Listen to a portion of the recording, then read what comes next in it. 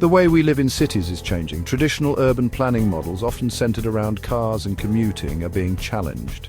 As our world becomes increasingly urbanized, we face pressing issues like traffic congestion, air pollution, and social isolation. These challenges demand innovative solutions that prioritize sustainability, well-being, and livability for all.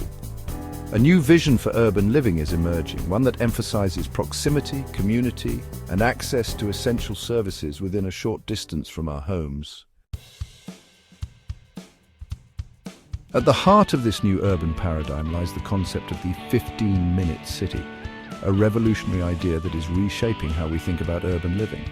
This innovative approach to urban planning aims to bring essential amenities and services within a 15-minute walk, bike ride, or public transport trip from every resident's doorstep.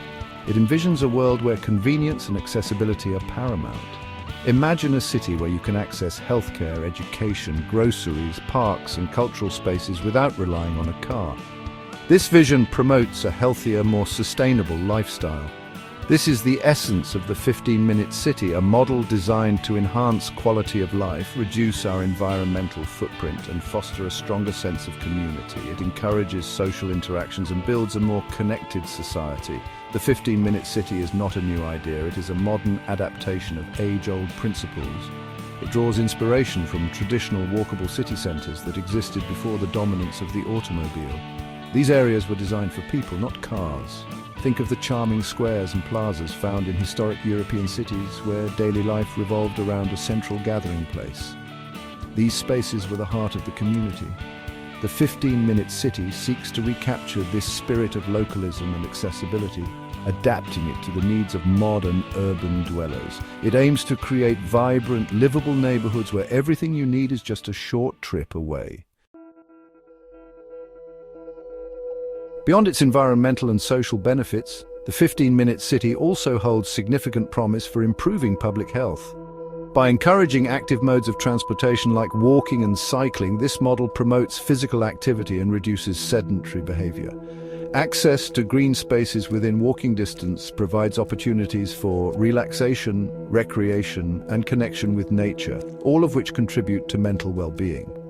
Leading health experts have recognized the potential of the 15-minute city to address pressing health challenges. Chris Whitty, England's Chief Medical Officer, has advocated for this urban model, highlighting its role in promoting active travel and improving overall health outcomes.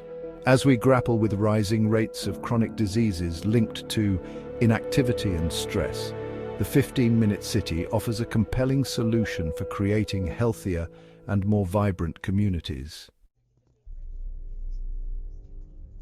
The 15-minute city concept has gained significant traction in recent years, with cities around the world embracing its principles. Paris, under the leadership of Mayor Anne Hidalgo, has been a vocal proponent of this approach, implementing policies to reduce car traffic, create pedestrian-friendly streets, and promote local businesses.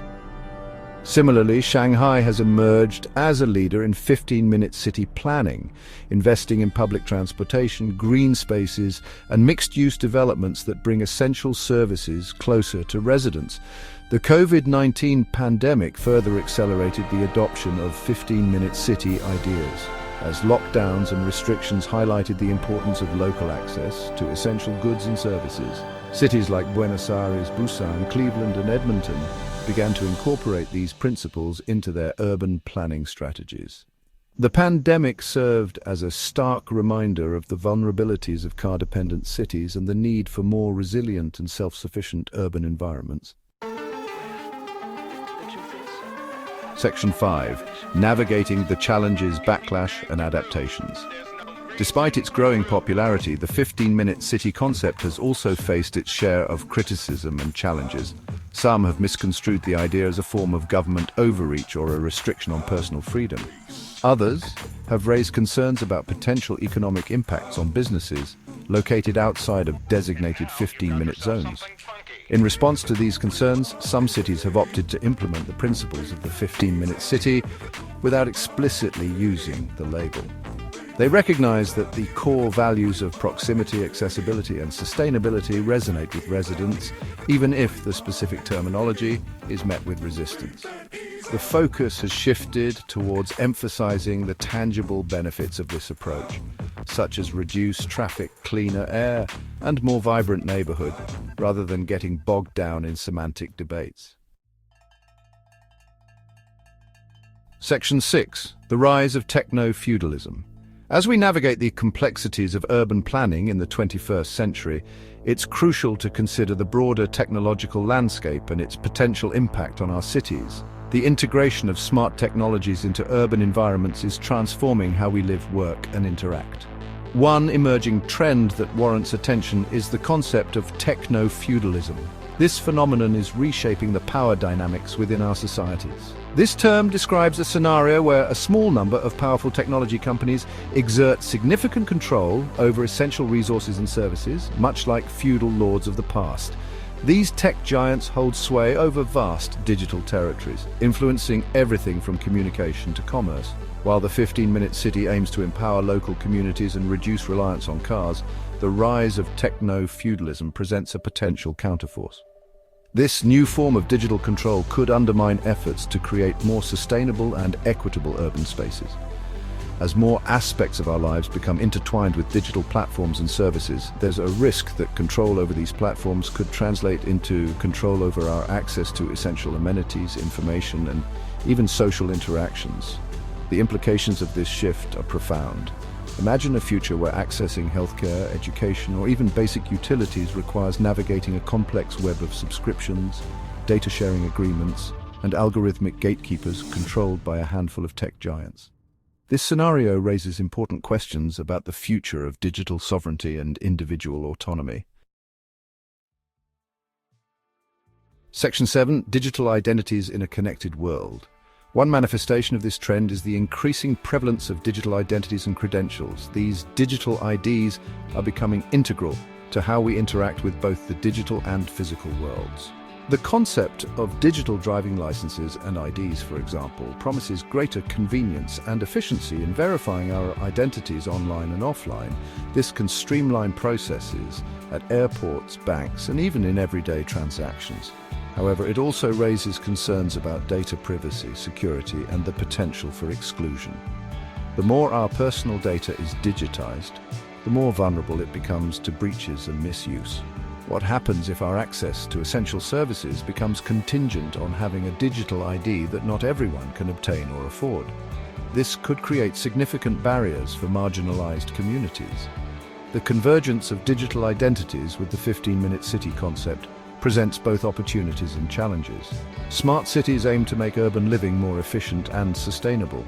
On the one hand, digital tools could enhance accessibility and personalize services within a 15-minute radius. This could mean quicker access to amenities and a more connected community. Imagine using an app to find nearby healthcare providers, book appointments, or access educational resources tailored to your needs. This level of convenience could significantly improve quality of life. On the other hand, there's a risk that these same tools could be used to track our movements, restrict access based on our digital profiles, or create a two-tiered system where those without the right digital credentials are left behind. This could lead to increased surveillance and social inequality. Section 8. Balancing innovation and freedom. As we stand at the cusp of a new era in urban living, it's essential to strike a balance between embracing technological innovation and safeguarding individual freedoms. The 15-minute city offers a compelling vision for creating more livable, sustainable, and equitable urban environments.